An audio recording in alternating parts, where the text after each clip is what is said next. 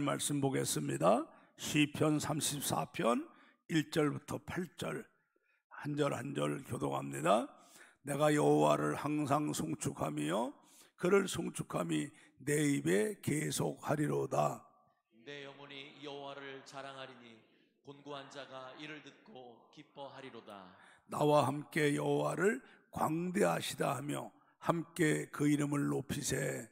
내가 여호와께 구하매 내게 응답하시고 내 모든 두려움에서 나를 건지셨도다. 저희가 주를 앙망하고 광채를 입었으니 그 얼굴이 영영이 부끄럽지 아니하리로다. 이 곤고한 자가 부르짖음에 여호와께서 들으시고 그 모든 환난에서 구원하셨도다. 여호와의 사자가 주를 경외하는 자를 둘러 진치고 저희를 건지시는도다. 너희는 여호와의 선하심을 맛보아할지어다. 그에게 피하는 자는 복이 있도다. 아멘. 제목을 같이 합니다. 새해에는 꼭 이런 믿음이 됩시다. 아멘. 꼭 이런 믿음이 됩시다. 아멘. 2024년 새해가 시작되고 오늘 두 번째 주일을 맞이합니다.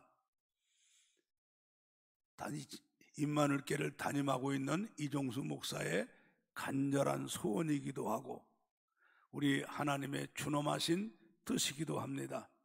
오늘 말씀을 듣는 임마누엘교회 성도님들은 오늘 본문의 다윗 같은 이런 믿음으로 새해를 살아가시기를 주의 이름으로 축원합니다.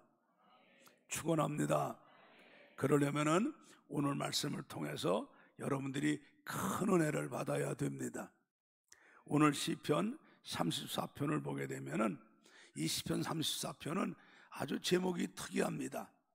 다윗이 아비멜렉 앞에서 미친 채 하다가 쫓겨나와서 지은 시, 이 제목이 그래요.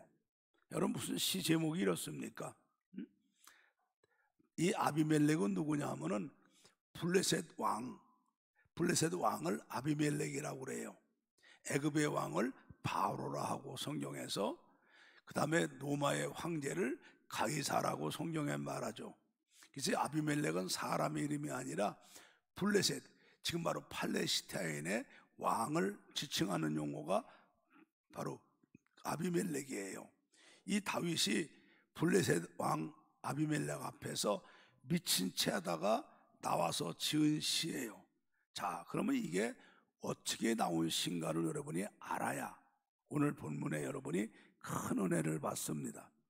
설명을 제가 대략 할 테니까 귀를 기울여 들으시면 오늘 말씀 속에 여러분이 쏙 들어오게 돼요. 사무엘상 17장은 그 유명한 다윗이 골리앗을 물맷돌로 죽이는 그 기사가 나옵니다. 예수 안 믿는 사람들도 알아요. 다윗과 골리앗 싸움을 알아요. 그래서 전혀 상대가 안 되는 싸움을 다윗과 골리앗 싸움이라고 신문 기사에도 많이 나오고 방송 TV의 뉴스에서도 그런 말을 기자들이 종종 인용합니다. 전혀 상대가 안 되는 싸움, 다윗과 골리앗 싸움이라 그러죠. 이때 다윗의 나이가 불과 17, 18세밖에 안 된 아주 청소년입니다. 그런데 이 블레셋의 대장은 골리앗인데 이 사람은 현재 키로 다 잰다면은 2m 90cm가 되는 사람이에요. 이건 상상 안 되는 괴물이죠. 여러분 일반인들이 2m만 돼도 큰 사람인데 2m 90이 되니 이 사람이 얼마나 거인입니까?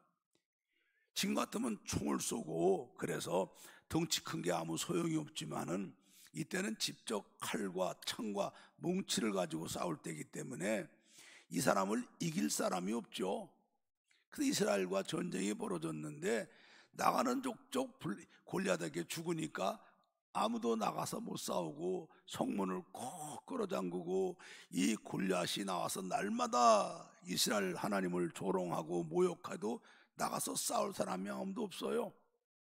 이때 사울이 왕인데 속상하죠.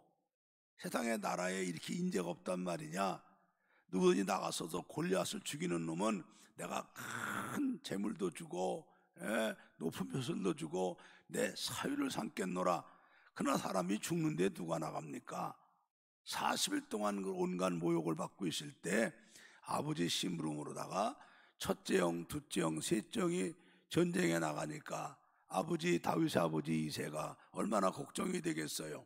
막내 아들 다윗에게 가서 전쟁에 나가서 형들이 잘 있는가 안부를 물어보고 형들에게 좋은 음식도 갖다 주고 형들 상관에게도 갖다 주고 형들 좀 잘 부탁한다고 그래라. 예나 지금이나 부모의 마음은 똑같죠. 그래서 아버지 심부름을 갔던 다윗이 이스라엘 군대는 나와서 하나님을 조롱하고 모욕하는데도 죽는 게 무서워서 도망하는데 이 다윗은 감히 할례 받지 못한 이방 족속이 거룩하신 하나님을 조롱하는 거에 의분이 나갔고 자기가 나가서 물맷돌로 골리앗을 죽입니다. 그래서 나라를 건집니다.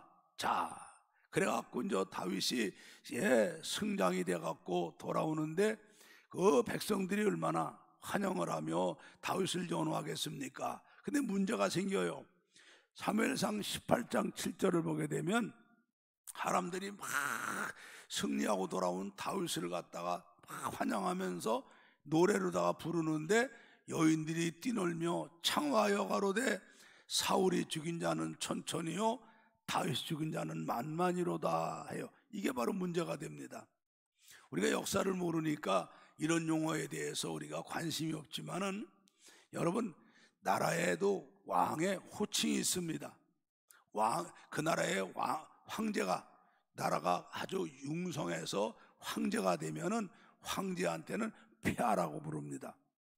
근데 그 나라가 황제가 안 되고도 어느 황제에게 속해서 조공을 바치는 그런 나라가 되면 왕이 되는데 왕은 전하라고 부르고 용어가 달라요.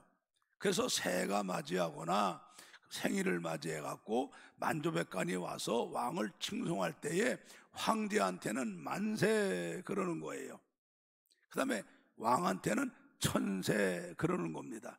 그럼 이때 이스라엘의 왕이 사울이니까 사울에게 만만이라고 그래야 되고, 다윗은 신하니까 다윗에게는 천천이라 해야 되는데, 사람들이 골리앗을 죽이고 나라를 건지고 돌아오는 영웅 다윗을 환영하면서 사울에게는 천천, 다윗에게는 만만, 그러니까 이때 사울왕은 하나님이 버린 자가 돼갖고 하나님이 부리는 악신, 악령이 들려있는 사람이란 말이에요. 그러니까 이 사람이 획 돌아버려요. 여러분, 권력이라는 게 얼마나 비정합니까? 우리 역사를 보면 알잖아요. 우리나라 역사, 해외 역사 보면은 권력 때문에 아버지가 아들을 죽이고, 아들이 아버지를 죽이고, 형이 동생을 죽이고, 동생이 형을 죽이고, 뭐 인정사정 없잖아요. 왜? 하늘 아래 태양은 하나지 두 개가 될 수 없잖아요. 권력은 비정합니다. 그러니까 사울이 나라를 건진 다윗이지만 죽이려고 아주 앙심을 품습니다. 그런데 자기가 약속을 했거든요. 골리앗을 죽인 사람은 많은 재물도 주고 큰 벼슬도 주고 자기 딸을 주어서 사위를 삼는다 했는데, 사울의 딸 미갈이라는 여자가 있는데 미갈이 다윗을 흠모하고 좋아하니까 핑계를 댈 수가 없죠. 사위를 삼아야 되죠.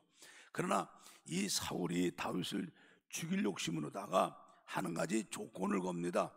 네가 내 사위가 되려면 적군에 들어가서 블레셋 사람들을 죽이고 양피 200개만 배우면 내가 너를 사위 삼겠다 그래요. 그거는 바로 네가 어쩌다가 골리앗을 죽인 거지, 네가 혼자 들어가서 블레셋 사람 200명을 어떻게 죽이냐, 쳐들어갔다가 블레셋 사람 손에 죽어라 하는 마음으로 보냈는데, 다윗이 하나님이 함께 하시니까 블레셋 사람을 200명을 죽이고 양피를 배웁니다. 거절할 수 없이 사위를 삼았어요. 사위를 삼아갖고 벼슬을 줬지만은 만나기만 하면은 죽이려고 하는데 하나님이 크고 구사일생으로 다윗이 창을 피하게 만들어갖고 위기를 모면하는데, 이 사울의 아들에 요나단이 있어요. 요나단이 바로 다윗과는 이제 처남남매가 됐는데, 이 사람이 아주 믿음이 좋고 사람이 반듯하니까, 다윗도 믿음이 좋고 반듯한 사람이니까 의기가 통해서 서로 아주 처남남매를 떠나서 친구지간이 돼서 그 유명한 다윗과 요나단의 관계가 만들어집니다. 이 사람은 왕의 아들이니까 아버지에게 권면합니다. 아버지, 다윗이 잘못한 게 뭐 있습니까? 나라 건지고 충성했는데 왜 그를 죽이려고 합니까? 그럴 때 이 사울이 본심이 들어오면은 안 죽일게. 그러다가도 이 악신이 들어가서 역사하면은 다윗을 죽이려고 그러죠. 그래서 처음에는 아내가 남편을 도와서 위기를 모면하고 구살생으로 살아남는데 다윗이 이 사울이 무서워서 근처를 못 가는 거예요. 가면은 창을 던지니까. 그 다윗이 그 당시 사무엘이 연세가 많으시지만은 살아있을 때 사무엘이 살아있는 라마르요스로 피신을 합니다. 거기는 그랬더니 이 사울이 그 보고를 받고 군대를 파견해서 다윗을 잡아오라 그랬는데 잡으러 간 사람들이 하나님의 역사로다가 성령을 받고 예언하는 사람이 되니까 다윗을 잡는 걸 포기하고 돌아와요. 사울이 어이가 없으니까 또 다른 군대를 파견합니다. 가도 하나님의 역사로다가 성령이 감동받아 예언하고 돌아오니까 또 세 번째 번에도 똑같으니까 사울이 직접 갑니다. 다윗을 잡으려고. 그런데 성령이 역사하셔서 사울도 거기서 다윗을 잡으러 갔다가 예언을 하고 와서 성령에 말하죠. 사울도 저들 가운데 예언했느냐? 조롱하는 말이 나왔다고 성령에 말해줘. 자, 그러니까 다윗이 그러고 있는데 이게 뭐냐면은 월삭은 매월 초하루를 월삭이라고 그러죠.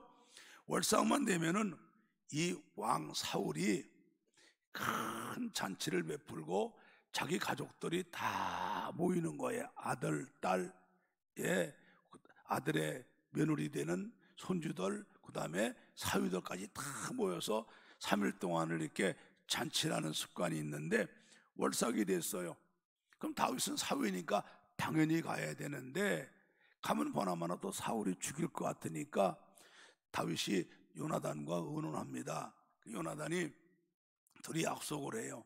너는 내가 한 지시한 어느 바웃돌 뒤에 가서 가만히 숨어 있어라. 내가 가서 이제 왕을 배울 텐데 왕이 마음이 풀어져 갖고 너를 받아들이게 되면은 내가 너한테 어떤 신호를 보낼 거야. 부하를 보내서 화살을 쏘면서 화살을 어떻게 쏘면은 그 화살을 주워와라 할 때 그것이 암호로 알고 괜찮은 줄 알고 넌 나와서 오고, 만약에 왕이 너를 죽일 마음을 갖고 있으면은 나오지 말고 피하는데 내가 부하를 시켜서 활을 쏘놓고 화살이 어렸으니까 주워와라 그러면은 그 말을 알고 피하라. 그리고 요나단이 갑니다. 첫날은 사울이 가만히 있다가 둘째 날 다윗이 없는 걸 보고선 다윗이 왜 안 오느냐? 요나단이 핑계를 댑니다. 가족의 행사가 있어서 나한테 부탁하고 고향에 갔습니다. 그랬더니 사울이 대노합니다. 이놈이 감히 내가 죽일 줄 알고 안 왔다고. 내가 너 반드시 죽이고 말겠다고. 그 요나단이 묻습니다. 아버지, 다윗이 충신인데 사위인데 왜 죽이려고 그럽니까? 그랬더니 사울이 너도 죽이겠다고 진노라죠. 이제는 안 되는 걸 알고 요나단이 나와서 다윗과 약속한 대로 신호를 보내갖고 다윗을 피난하게 합니다. 다윗이 바웃돌 뒤에 가만 3일 동안 숨어서 있으면서 아무것도 못 먹었어요. 자기를 따르는 몇 사람 수아프하더라고. 너무너무 배가 고프니까 그 당시 제사장인 아히멜렉을 찾아갑니다. 그 당시는 성전이 없이 성막이었죠. 거 와서 제사장한테 좀 먹을 것을 달라고 그러니까 제사장이 여기 먹을 것이 없고 하나님께 드리는 진설병밖에 없다고 그러죠. 진설병은 아무나 먹는 게 아니죠. 아침마다 누룩 없는 떡으로 성전에 놨다가 그 다음날 주의 종들이 먹는 건데 그건 아무나 먹으면 안 되거든요. 진설병밖에 없는데 너와 네 부하들이 3일 동안 여자를 가까이 안 하고 죄진 게 없느냐? 그러니까 3일 동안 금식하고 있었지 죄진 거 없습니다. 그러니까 진설병을 주니까 겨우 그걸 먹고 욕을 하고 이제 다윗이 도망을 가야 되는데, 여러분 그 당시는 무기가 있어야지 안심이 하지. 무기가 없으면 어떻게 합니까? 맨손으로. 혹시 여기 무기가 없습니까? 성전에 무슨 무기가 있겠어요? 그랬더니 마침 다윗이 골리앗을 죽일 때 블레셋 사람들이 거르마 나살려라 도망가면서 버리고 간 무기가 있는데 그걸 주워다가 성막 뒷견에 쌓아놓고 에봇으로 덮어놓은 게 있으니까 아히멜렉이 그때 네가 골리앗을 죽일 때 블레셋 군인들이 거르마 나살려라 도망가면서 버리고 간 무기를 내가 주워놓은 게 있는데 한번 가봐라. 여러분, 무기라는 거는 날마다 갈고 닦고 그래야 반짝반짝반짝 빛나야 무기가 되는 거지. 무기를 쌓아놓으면 보칼처럼 시뻘게 녹일 수 있는데 그게 무슨 무기가 되겠습니까마는, 그래도 그 속에서 좀 나은 거를 골라가지고 이 다윗이 자기하고 부하들 몇 사람에게 그거를 들려가지고 그 이스라엘이 사울이 다스리는 나라가 겁이 나니까 국경을 넘어서 바로 자기가 죽였던 골리앗의 나라 블레셋으로다가 망명을 갑니다. 자, 그게 오늘 성경을 한번 봅니다. 사무엘상 21장 10절부터 15절을 봅니다. 그날에 다윗이 사울을 두려워하여 일어나 도망하여 가드왕 아기스에게로 가니, 이 가드가 바로 블레셋의 수도예요. 블레셋 수도고 아기스가 바로 블레셋 왕 아비멜렉의 이름이에요. 아기스에게 가니, 가서 망명을 요청하니까 이 블레셋 왕이 망명을 허락합니다. 그런데 문제는 이 블레셋 왕 아기스의 신하들이 블레셋 왕 아기스에게 고하되 이는 그 땅의 왕 다윗이 아닙니까? 그래요. 여러분, 다윗이 무슨 왕입니까 지금? 골리앗을 죽인 거는 했지만은 지금 사울의 칼날을 피해갖고 목숨이 지금 바람 앞에 풍년 등화와 같아요. 언제 죽을지 모르는 그럼 지금 살아있다는 게 살아있지 않은 사람이잖아요. 지금 신세가 얼마나 처량합니까? 먹을 것도 없어 굶다가 신설병을 얻어먹고 무기도 없어가지고선 블레셋 군인들이 버리고 간 녹슨 무기 몇 개 들고 있는데 누가 다윗의 왕입니까? 그러나 블레셋 사람들은 다윗을 알아요. 이 사람은 하나님이 특별히 쓰는 사람, 17살 때 자기 나라의 역대의 가장 막강한 장군 골리앗을 물맷돌로 죽인 사람 아닙니까? 혼자 들어와서 200명의 블레셋을 죽이고 양표를 베간 사람이 다윗 아니에요. 언젠가 이 사람이 왕이 되면 그때는 이 블레셋 나라는 진멸당하고 당할 자가 없다 이 말이에요. 그러니까는 이는 그 땅의 왕 다윗이 아닙니까? 우리가 춤추며 이 사람의 일을 창화하여 가로되 사울이 죽인 자는 천천히요 다윗 죽인 자는 만만이로다 하지 않았습니까? 그러니까 지금 새끼 호랑이가 궁지에 몰려갖고 우리 안에 들어왔으니까 이때 이거를 잡아 죽여야 후환이 없지. 이걸 뒀다가 살려내보내면은 이게 마침내 이스라엘 왕이 되면 그때 우리나라는 망합니다. 왕이라면은 여러분 나라를 건지고 백성을 지켜야 되는 게 도리 아니겠어요? 요즘에 거란 전쟁과 고려 이 대화에 그런 얘기가 나온다고 막 좋은 논평이 많이 나오대요. 고려의 가장 명임금이 현종이라고 그러면서 양규장군 나오며 그러잖아요. 저는 드라마는 안 봤어요. 역사할지가 알죠. 근데 그들 대화 중에 오직 나라, 오직 백성, 그러니까 사람들이 그 드라마에 이제 열광하는 거 아니에요? 자, 그런데 그러니까는 이거를 다윗이 들어요. 12절 보세요. 12절 봐요. 다윗이 이 말을 들었어요. 자, 이젠 자기는 동안이든 쥐예요. 이스라엘 나라 들어가면 사울이 자가 죽이려고 그래서 천신만고 그때 겨우 국경을 넘어갔고 블레셋 나라 들어왔더니 이거는 더하죠. 우리가 옛말에 고운 피했다 산에 갔다 호랭이 만난다고 또 호랭이 굴에 들어간 거예요. 동안이든 쥐예요. 도망갈 수도 없어요. 다윗이 이 말을 마음에 두고 가드왕 아기스를 심히 두려워하더니 그들 앞에서 그 행동을 변하여 미친 체하고 대문짝에 그저거리며 침을 수염에 흘리매. 이 말이 뭐예요? 자, 다윗이 이제 절박한 위기에 빠졌어요. 그러니까 이때 다윗이 하나님께 부르짖고 기도한 거예요. 시편 34편 6절부터 7절을 보세요. 이 곤고한 자가 부르짖음에 여호와께서 들으시고 그 모든 환난에서 구원하셨도다. 여호와의 사자가 주를 경외하는 자를 둘러 진치고 저희를 건지시는도다. 이 말이 뭐예요? 이때 하나님께 주야 도와주세요. 주님, 나는 의지할 분이 주님밖에 없습니다. 나는 어떻게 할 방법도 없습니다. 아무것도 모릅니다. 하나님 도와주세요. 매달렸던 거예요. 그때는 하나님께서 구해 주셨는데 어떻게 해주셨느냐? 13절을 봐야 돼. 13절을 봐야 돼. 예, 그들 앞에서 행동을 변하여 미친 채하고 대문짝에 그저거리며 침을 쇠며 흘렸다. 여러분 이 장면을 생각해 봐요. 사람이 미치게 되면은 달라요. 눈동자가 풀어지죠. 눈동자가 괘씸치리 풀어지고 초점이 없고 머리가 산발하고, 예, 입도 해벌레하고 침을 흘리면서 옷도 고이침을 다 풀어 제치고 앉아갖고, 예, 벽에 기대가지고, 예, 극작하고 있는 거죠. 자, 여러분, 이 사람들이 다윗을 잡으러 왔는데 죽이려고 미친 채 한다고 속겠습니까? 미쳤나 안 미쳤나 얼마나 이 사람들이 시험해 봤겠어요. 여러분들로 잠을 안 자고 있는데 누가 들어와 자는 척 하고 있잖아. 그럼 자는 척 하고 있을 때 이 사람이 자나 안 자나 시험해 보려고 겨드랑이 밑에 손가락 넣어봐봐.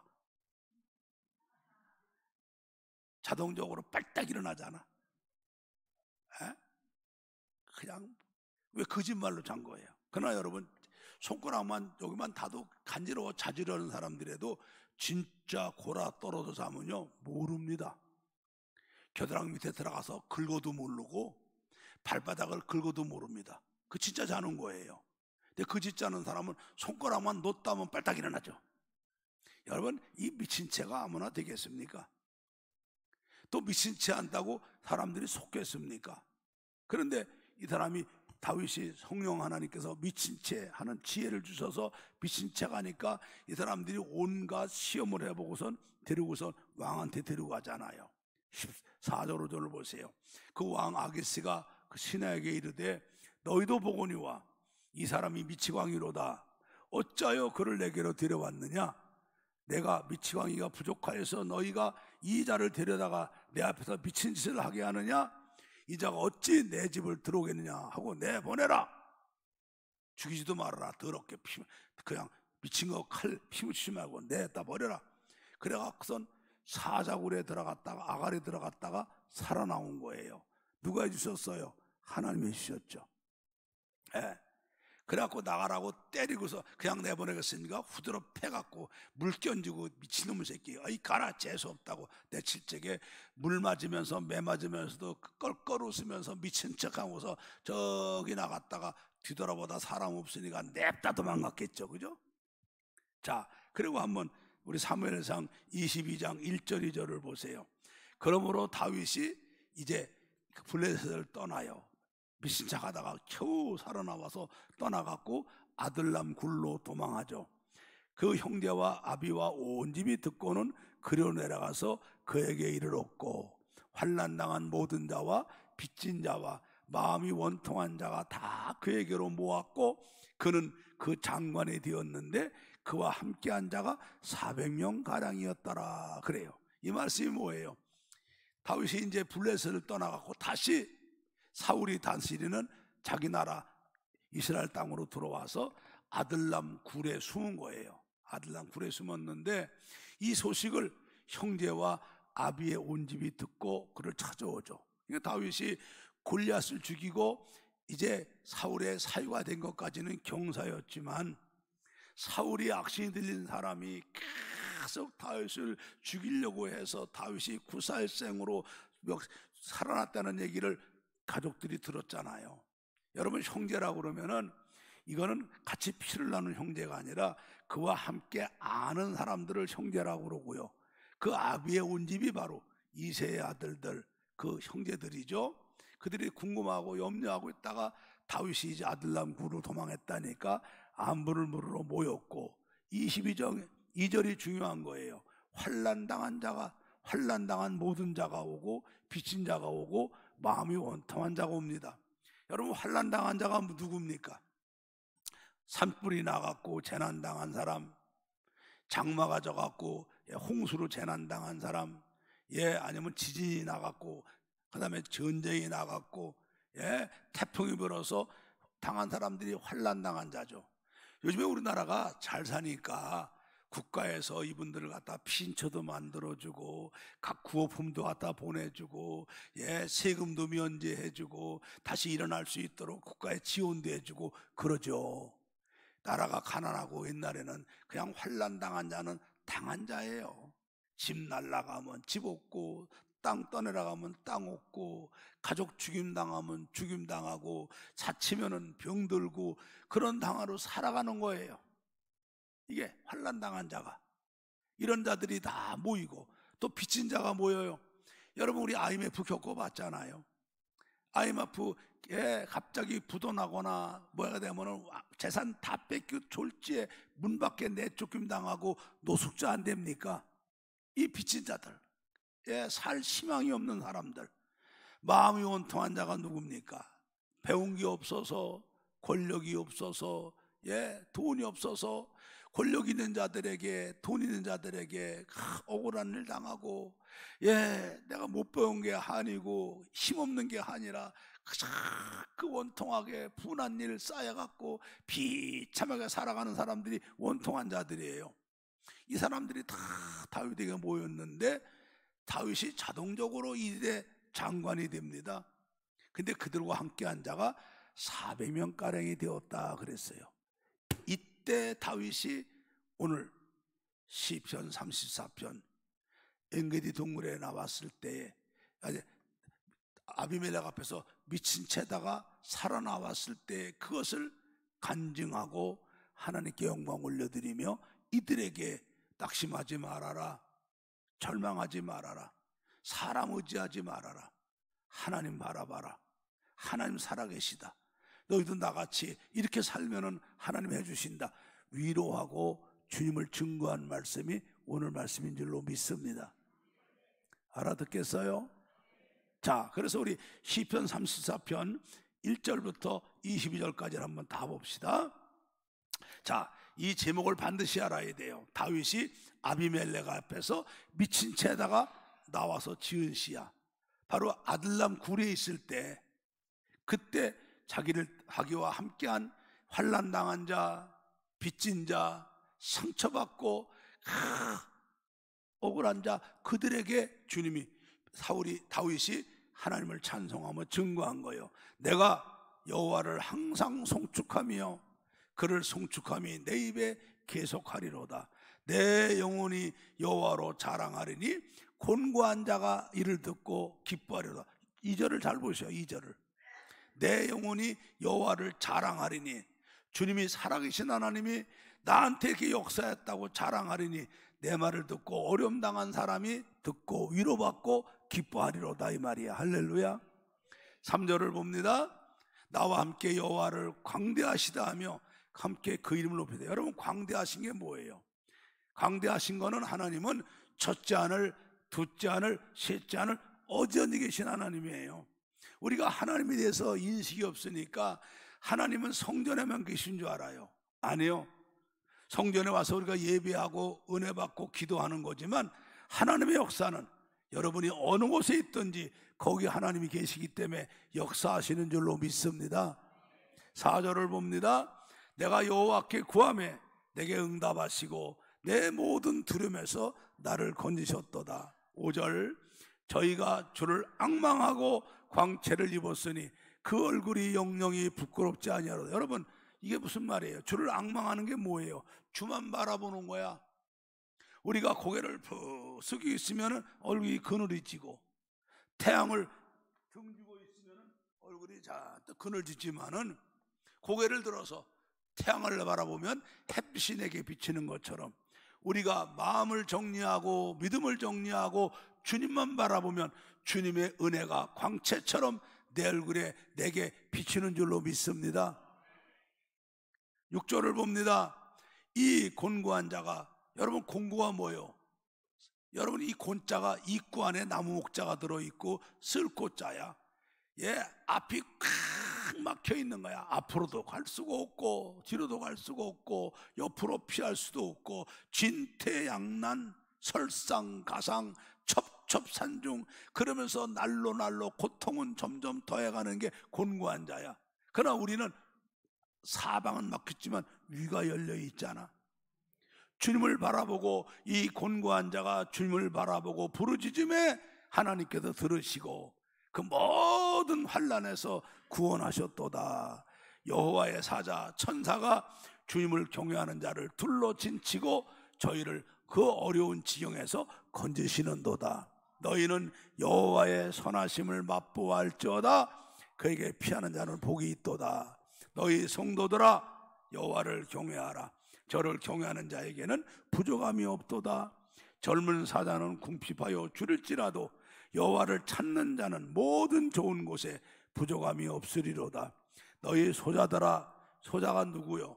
키가 조그만 소자가 아니에요. 가진 게 없는 사람, 배운 것도 없어, 돈도 없어, 권력도 없어, 힘도 없어, 아무것도 할 수 없는 사람들이 소자야.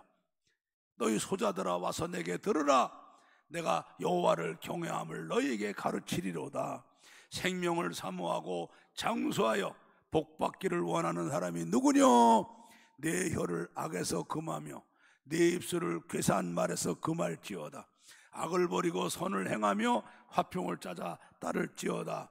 여호와의 눈은 의인을 향하시고 그 귀는 저희 부르짖음에 귀 기울이시는도다.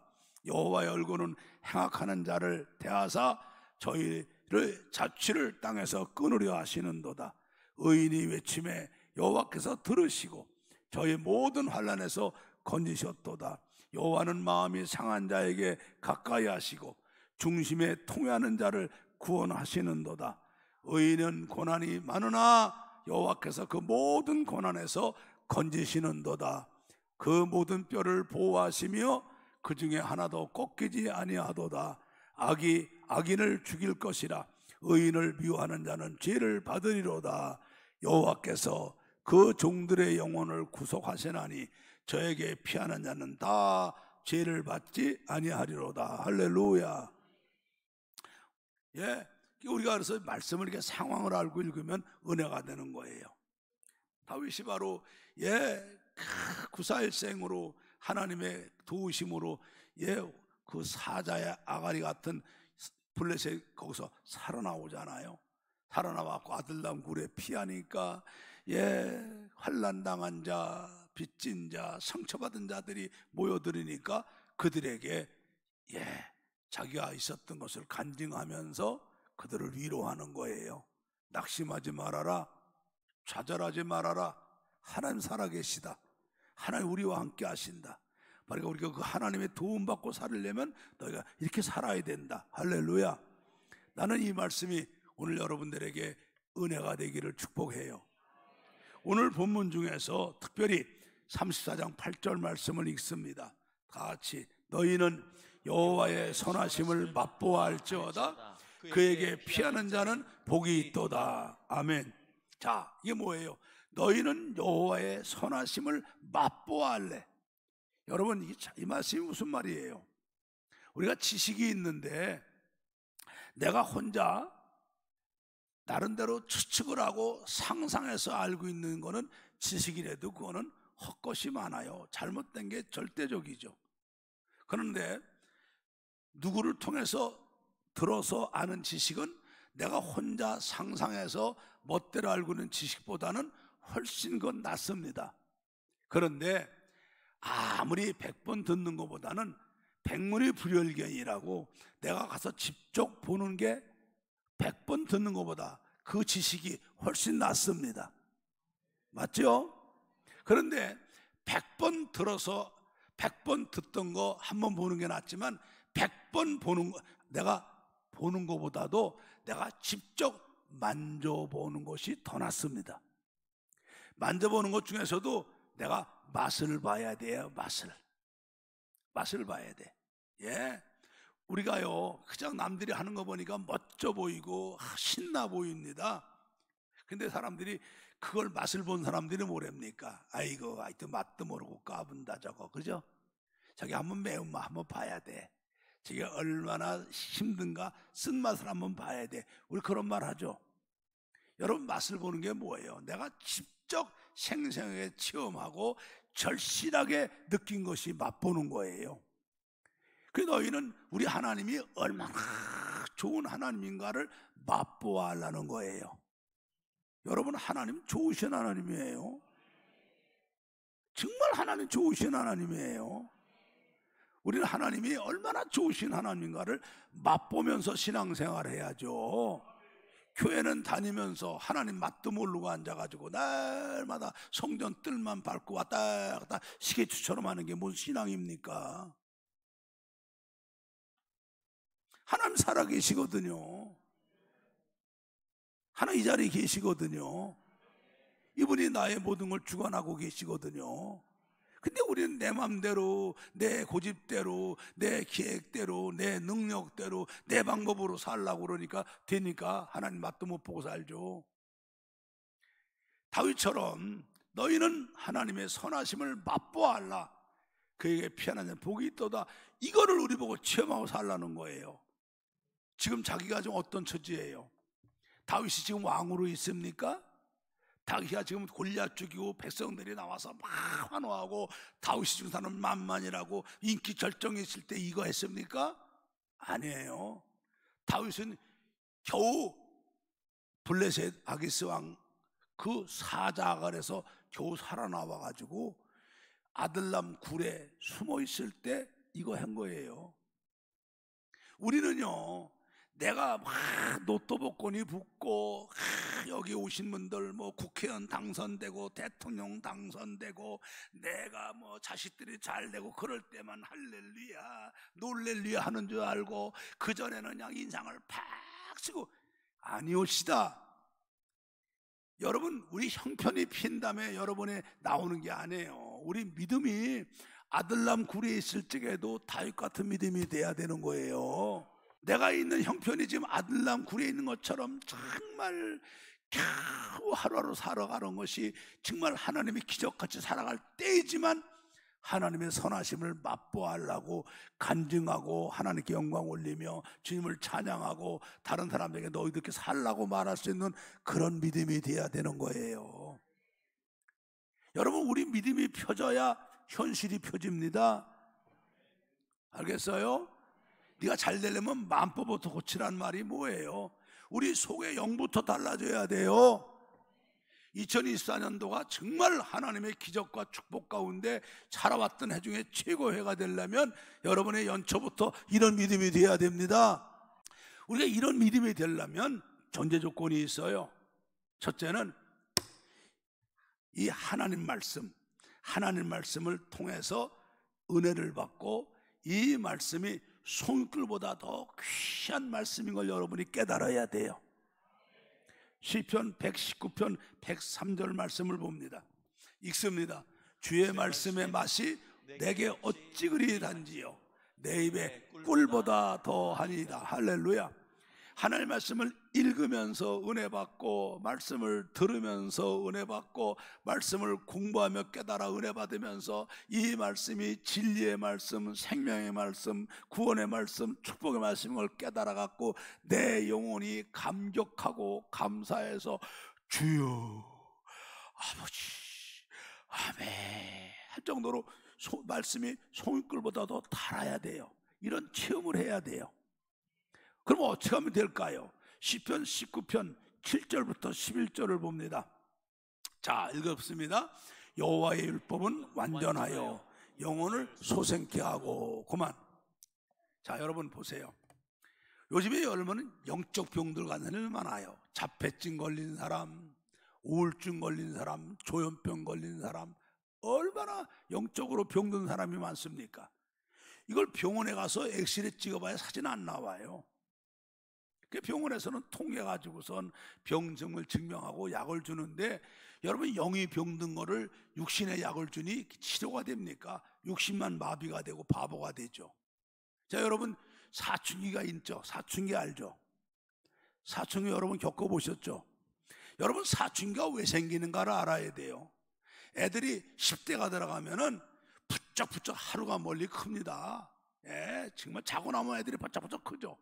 예, 이러면서 변성기가 오고 크는데 요 애들이 몸이 크니까 육체 변화가 온단 말입니다. 애들이 10살 정도 먹은 애들은 남자 여자들 빨개 벗겨놓고 같이 놀아도 부끄러운 거 몰라요. 예, 여자애들이 빨개 벗고 남자애들하고 같이 있고 남자애들 빨개 벗고도 부끄러운 것도 모르고 같이 물장구 치고 해석거립니다. 그때는 몰라요. 근데 13살쯤 되면 알거든요. 빨개 벗고 남자 여자가 같이 목욕 안 하죠. 자꾸 거울 보기 시작하고. 왜? 몸에 변화가 오니까. 몸은 쭉쭉 크는데 문제는 이 속에 영이 안 큰단 말이에요.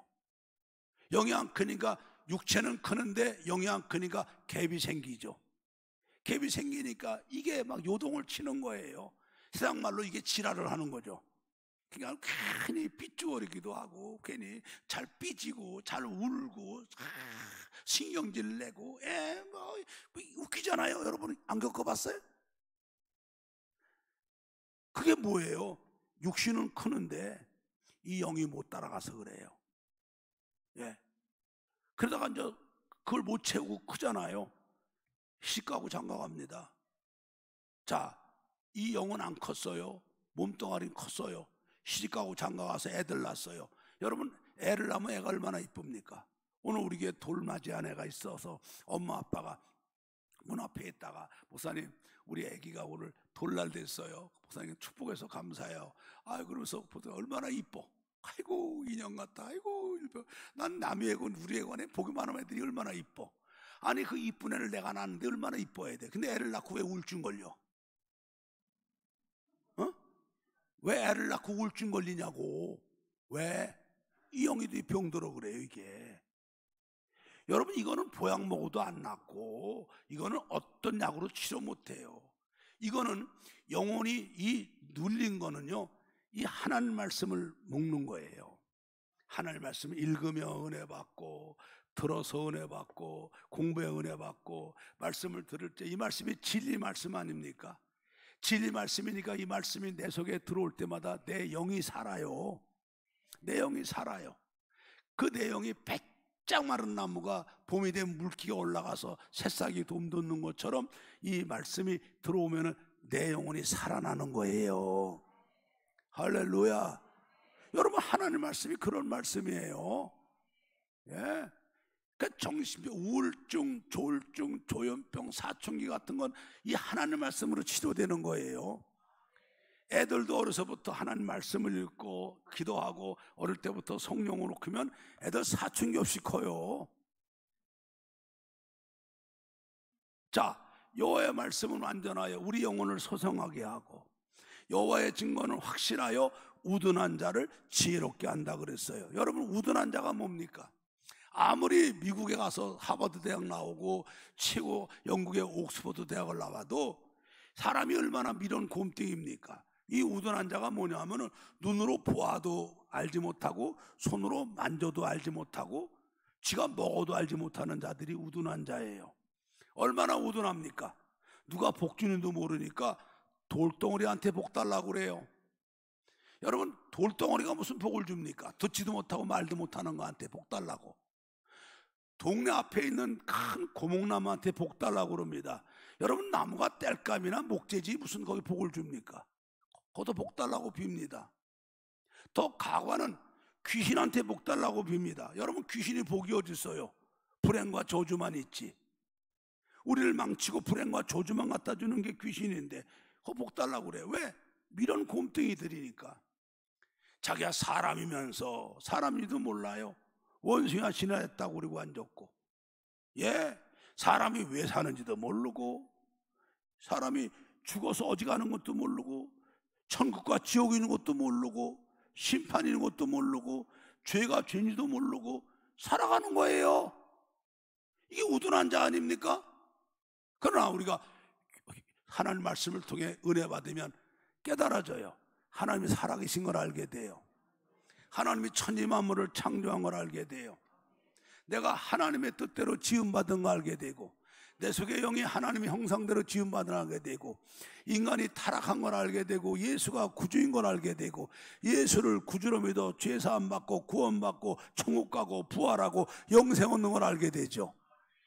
그러니까 여러분, 예수 믿고 구원받으면 우리가 최하 소크라테스보다 똑똑하고 석가모니보다 똑똑하고 공자보다 똑똑한 거예요. 이 하나님 말씀이 우리를 이렇게 지혜롭게 만들어 주셔서 사람을 사람답게 살게 만들고, 사람을 사람답게 우리의 도리를 다하며 살게 만들어 준다 이 말이에요. 하나님 말씀이. 그 다음에 또 봐요. 여호와의 교훈은 정직하여 마음을 기쁘게 하고. 여러분 보세요. 사람은 속에 영이 있어서 양심이 있습니다. 양심은 내 영이 갖고 있는 본심이에요. 그래서 남을 때린 놈은 발을 오므리고 자게 돼 있어요. 양심의 가책을 벗어날 수가 없죠. 그러나 하나님 말씀은 정직해서 이 말씀대로 살게 되면 우리는 하나님 앞과 사람 앞에 언제나 떳떳합니다. 언제나 떳떳해요. 늘 하나님과 사람 앞에 양심에 부끄럽지 않고 마음에 기쁘고, 여호와의 계명은 순결하여 눈을 밝게 하도다. 여러분, 눈이라는 게 다 눈이 아니에요. 사람의 눈이 다 눈이야. 개 눈에 똥만 보이는 거고요, 사람 속에 자기 뭐가 있느냐 따라서 보이는 거거든요. 70년대 우리나라가 얼마나 가난했어요. 진짜 먹고 사는 게 힘들었어요. 보릿고개 막 벗어날 정도로 힘들 때 네덜란드 사람이 한국을 왔어요. 가을에. 이 김포공항에 내리더니만은 그때 우리나라가 단풍이 들어서 이쁠 때인데, 이분이 한국의 하나를 보더니만은 세상에 이렇게 보물을 쌓아놓고 이 나라가 이렇게 가난하게 사느냐고. 그러니까 사람들이 물었어요. 아니, 가난해갖고 지금 먹기도 힘들어 죽겠는데 뭐가 이 나라에 보물이 많냐고. 저거 단풍잎 억새가 다 돈이라고. 그 사람들은 화해로다가 유럽을 다 공급하면서 부자 나라니까 그 이쁜 단풍이냐 그 억새풀이 다 꽃꽂이로다가 돈으로 보이는데, 무식한 우리나라는 그게 안 보인 거요. 안 보인 거요. 안 보인 거요. 예? 제가 95년도에 베트남을 갔더니만은 베트남에 세상에 돈 벌 게 셌더라고. 왜? 우리가 그네보다 50년 앞섰으니까 돈 벌 게 셌어. 여러분, 우리가 공부한 것만큼, 내가 똑똑한 것만큼 보이는 거야.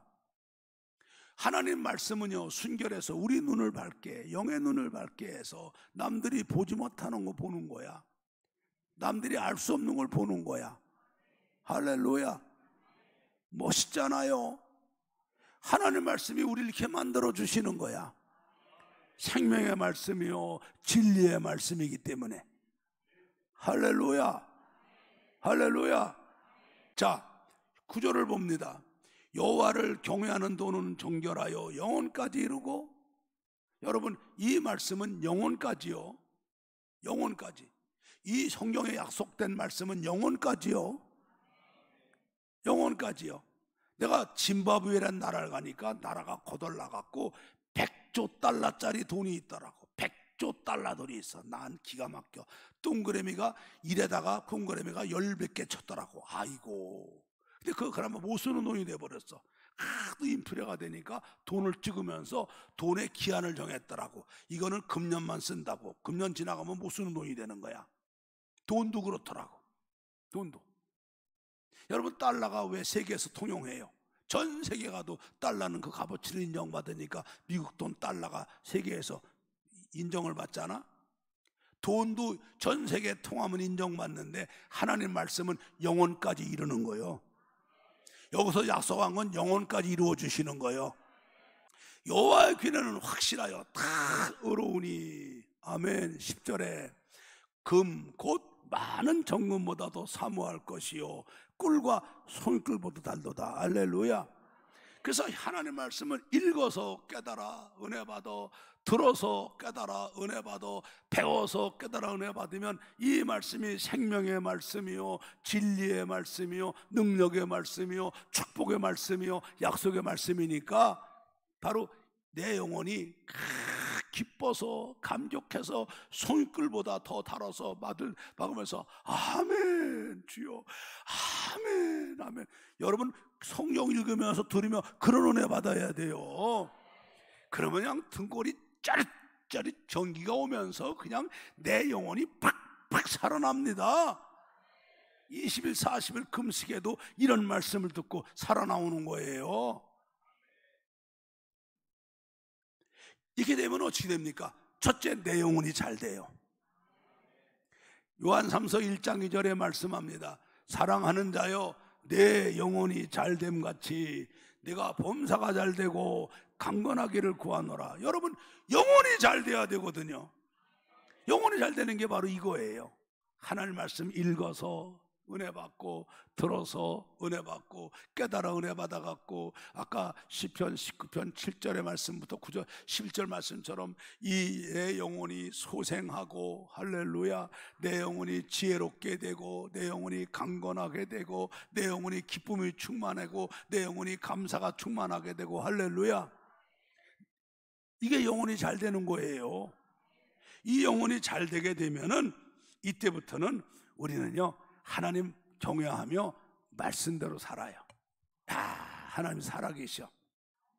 하나님 지금 나와 함께 하셔. 하나님 나를 사랑하고 계셔. 하나님은 전능하셔. 하나님 말씀하시면 그 약속대로 꼭 해주셔.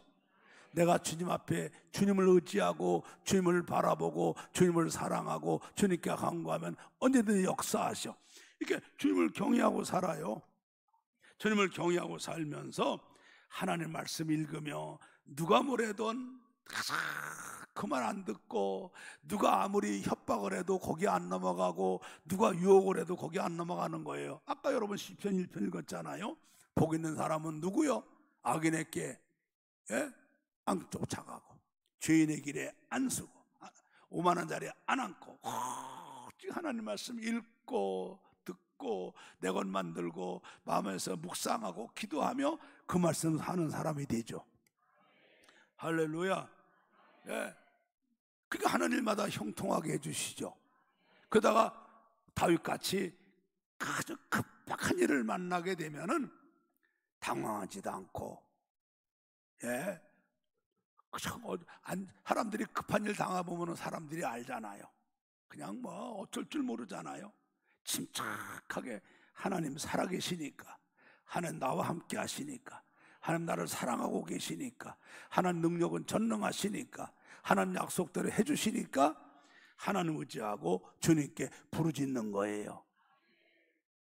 그럼 주님께서 기적을 베푸시는 거죠. 상상도 못했던 기적을 베푸시는 거예요. 내가 생각도 못했던, 나는 엄두도 못 냈던 일을 하나님이 역사하셔서 다윗같이 만들어 주시는 거예요. 아까 시편 34편 4절부터 7절 한번 봐요. 내가 여호와께 구하매 내게 응답하시고 내 모든 두려움에서 나를 건지셨도다. 저희가 주를 앙망하고 광채를 입었으니 그 얼굴이 영영이 부끄럽지 아니하리로다. 이 곤고한 자가 부르짖음에 여호와께서 들으시고 그 모든 환난에서 구원하셨도다. 여호와의 사자가 주를 경외하는 자를 둘러진치고 저희를 건지시는도다. 그러기 때문에 8절에 너희는 여호와의 선하심을 맛보할지어다. 그에게 피하는 자는 복이 있도다 하는 거예요. 할렐루야. 다윗이 이런 믿음이기 때문에 그 기가 막힌 상황에서 하나님의 기적으로 살아나온 다음에 아둘람 굴에 있을 때 환난당한 자, 빚진 자, 상처받은 자들이 자기에게 그도 위로받으려고 모였을 때에 그들에게 낙심하지 말아라, 절망하지 말아라, 하나님 살아계시다, 하나님 우리와 함께 하신다, 하나님 이 자리에 계신다, 우리 하나님 전능하시다, 하나님 약속은 꼭 지켜주시는 분이시다, 그분만 경외하고 그분만 바라고 그분께 기도하고 누가 뭐래도 행하지 말고 믿음으로 살아라. 할렐루야. 그리고 너희도 여호와의 선하심을 맛보아하려고 간증하는 거예요. 그래서 이렇게 하나님의 선하심을 맛보아하게 된 믿음은요, 하나님이 살아계신 거, 생생하게 살아가신 것을 확신하고 살아가는 믿음인 줄로 믿습니다. 이런 믿음은요, 하나님이 지금 살아계신 하나님이 지금 나와 함께 계심을 확신하고 살아가는 믿음이에요. 그리고 이런 믿음은요, 하나님은 약속하시면 약속을 꼭 지켜주는 것을 믿는 그런 믿음이고요, 하나님은 나를 사랑하셔서 나와 함께 하시고 나의 모든 것을 다 하나님이 주관하신 것을 확신하는 믿음인 줄로 믿습니다. 그렇기 때문에 이런 사람은요, 어떤 상황을 만나도 흔들리지 않아요. 어떤 상황을 만나도 사람감 없으지 않아요.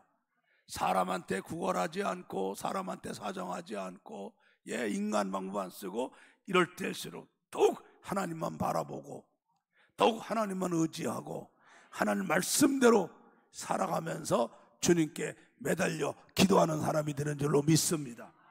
그래서 이 사람에게도 하나님이 살아계신 하나님이 생생히 역사하시는 놀라운 기적을 체험하는 축복의 사람들이 다 되는 줄로 믿습니다. 할렐루야.